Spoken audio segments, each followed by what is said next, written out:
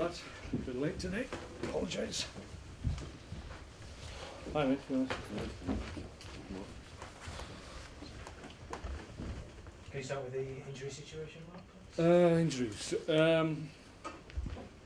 Probably the only doubt at the moment is Phil Barsley, who just locked up on his back after the game on Sunday, and been trying to release that during the week. Didn't train today. Hopefully he'll be okay for tomorrow, and now can take a view on him. Apart from him, it's just as we were really. Victor Moses is okay. Just cramped up in the game, but he was okay. He had a couple of days rest, so he's fine. Apart from that, don't think there's anybody else. Speaking of Victor, we understand the FA have asked Gary Monk to explain his comments after the game at the weekend. Is that something you're happy with? Well, I mean, I think it's right that the FA have to ask for Gary's comments. I made my feelings known at the end of the game. We have a strongly held view, but now it's up to the FA if they want to take it any further. It'll be their decision, but it's disappointing me because I think in the end it overshadowed what was a good result for us and a good performance. Certainly, second half we more than deserved to win the game anyway, but it seems to have been shaped that the incidents in the game shaped the result. I don't think that's the case. I think either way we would have won the game anyway, irrespective of the incidents in the game. So that's just a personal view, but I'm sure many who were here and watched the game would share it. Do you feel as if you deserve any further explanation after one of your players was labelled a cheat? Well, I think it's fair to say we were disappointed. Gary's a very articulate young man, and maybe on this occasion he used the wrong words. That can happen, but obviously the FA will take a view on it and we'll leave it to them. Did you speak to Victor himself about the incident? No, not at all. No, it's the only thing was that he said, well, he felt contact and he was impeded, just as I thought. And having seen pictures after the game as well, that verified that was the case. So no reason to speak further with him. In the same sort of idea, then, are you still kind of scratching your head in terms of why there was a penalty awarded against you? No, I can understand why, because that happens time and time again in the box. There's always players holding, and it goes both ways. Strikers hold defenders and vice versa. That happens all the time. The only point I made after the game was obviously my understanding at the beginning of the year when I went to a pre-season managers meeting was that because of the difficulty of refereeing the incidents in penalty boxes at both ends, it's very difficult to keep an eye on everything because there's so much going on, and I can quite understand that it's a real problem for referees. But my understanding of what they were saying was that they would prioritise possibly situations where the ball is going to land on somebody's head, and if somebody's impeded under those circumstances, and those are the ones they were going to pull people up on. That wasn't the case at the weekend. The ball wasn't in the vicinity. It was just obviously people coming together. So that just needs a little bit of clarification from our point of view, because that wasn't what my interpretation of what we were getting told at the beginning of the year. So if it's changed, then maybe we need to know about it. Is the most important thing for you in that sense then consistency? Yeah, that's what we're talking about. Yeah. Up to 10th, nice position to be in, given the way things have gone so far. Well, yeah, I think at the beginning of the year, I think everybody's view is shaped very, very quickly. It's a little bit short-term in terms of people's perception of how well or how badly you're doing, and I think as a consequence of probably losing our first two home games, people have assumed we've had a really poor start, which isn't really the case. We've done okay. And we've had two back-to-back home wins, which has really encouraged us, and we've been okay on our travels, probably better than we were this time last year. So all in all, we're quite happy where we are. We, as everybody does, we'll probably look back on certain games and think, well, we possibly may have got more points from that game. But the reverse of that is true as well. Maybe we got more in some games than we deserve. So it evens itself out. It's the old cliche. But we're very early in the season that really has been quite fragmented by the amount of international breaks and what have you. We're 8 games in.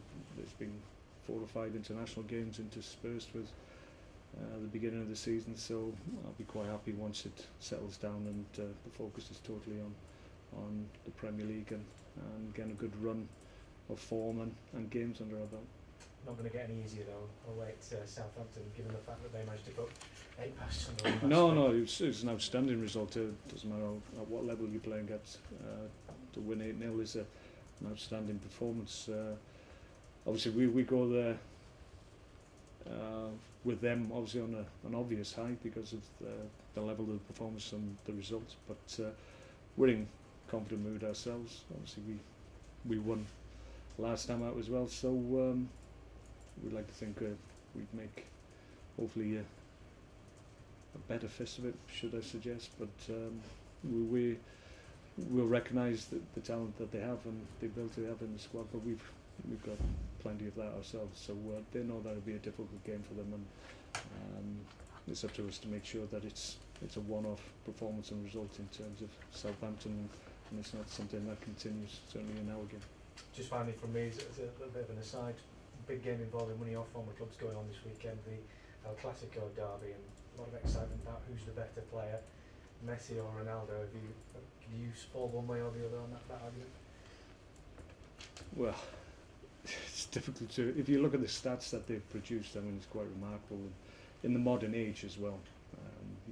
There's obviously outstanding players in different generations that have similar stats, but to be able to do it in the modern era is quite outstanding, and to actually have 2 players of the ability that we're talking about at the same time is quite astounding, and I would say to anybody who has the opportunity to see these players live, take that opportunity while they're still playing at the peak of their powers, because they're special players, and you need to experience what they can produce firsthand.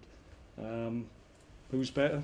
Well, as an ex-Barcelona player, I'll say Messi, obviously, but it's very, very close. They're different types of play. Messi's all about quick movements in and around the box, intelligent play, great dribbling skills, whereas Ronaldo was more about power and pace and devastating runs. So 2 completely different players, but were able to shape games on their own. Very similar in that respect. Okay. Just going back to Southampton, when Pochettino left in the summer and there was an exodus of so many players, many predicted them that they wouldn't have such a good season as they've had. Have they surprised you, and how impressive have they been? Well, I think when you have a lot of changes in a short space of time, obviously it's difficult because they lost their manager, they lost 2 or 3 key players that have been really exceptional for them in the year previous. So there's a fear that maybe if they don't get the right players in and you don't get your recruitment right and you don't get the right manager, then it could be a difficulty. But in fairness, they haven't had the issue of not being able to go into the market and spend good money. They've had a decent amount of money to work with that's enabled them to get good quality in the building. The key is obviously to get the balance right and the dynamic in the dressing room correct when you bring new players in, and they seem to have done that, and I think that's the impressive thing, is that they've been able to recruit really well, both on the playing side and the management front as well, it seems. So I'm sure they're very, very happy with how the season's gone, because there was talk that they would struggle. It wasn't a view that I shared, I have to say, but there's always that worry when you make changes. Just going back to Bardsley's potentially out this weekend, does that put Geoff Cameron in the running for the fullback slot? Well, yeah, I mean, it's as always happens, the week that we allow Andy Wilkinson out on loan, then we have an issue with the right back position. But well, he's an option, but obviously Geoff came in and did really well for me in midfield as well. So that's something that, if we're able to, we'd like to see more of Geoff in that position, because I thought he was very impressive when he came on. So it's a balance once again. It's about where I feel the need is most, and we're still very hopeful that Phil will come through, but it certainly is it's an option that we have. That was one of the reasons Andy Wilkinson was allowed to go out, because we knew we've got covered with Geoff, but certainly there's other options that I can pursue as well. So we'll wait. We need to give Phil enough time to recover. If he doesn't, then we've still got good cover anyway in that position. Has Geoff come to you and said to you, I want a central midfield role, I want to play centre half? Has Cameron had a chat? No, we had a conversation when he came back from the World Cup, and just basically in terms of my understanding of what he could give to the team, he was very strong in terms of what he wanted to do, which position he wanted to play, and he was either midfield or centre back. I'd predominantly played in right full back because that's where the need was, and he did really, really well for me. So really I didn't have that knowledge of his capabilities in different positions. I hadn't really had the opportunity to play him anywhere else just because needs must. But obviously having seen him in the World Cup and acquitting himself really, really well in a couple of positions, the conversation we had was that, listen, if you're prepared to battle for the guys in midfield who've done really well for me, then okay, we'll persevere with you. We won't play in full-back positions in practice matches. We'll work with you and try and get you up to speed in the midfield positions, and that's how it's panned out. And we had a little bit of setback, obviously, when he had to have his hernia operation, which set him back, but he's fully fit now, and he's battling for places in midfield. And finally for me, you said previously that you haven't had to have a word with Victor Moses about being called a cheat or the fact that he died. For a young player to hear something like that, though, I mean, you have to be a pretty strong young lad to cope with it, I imagine. Yeah, Victor's a strong character anyway. You need to obviously recognise when these things are levelled against you. I thought it was unjust and it wasn't correct.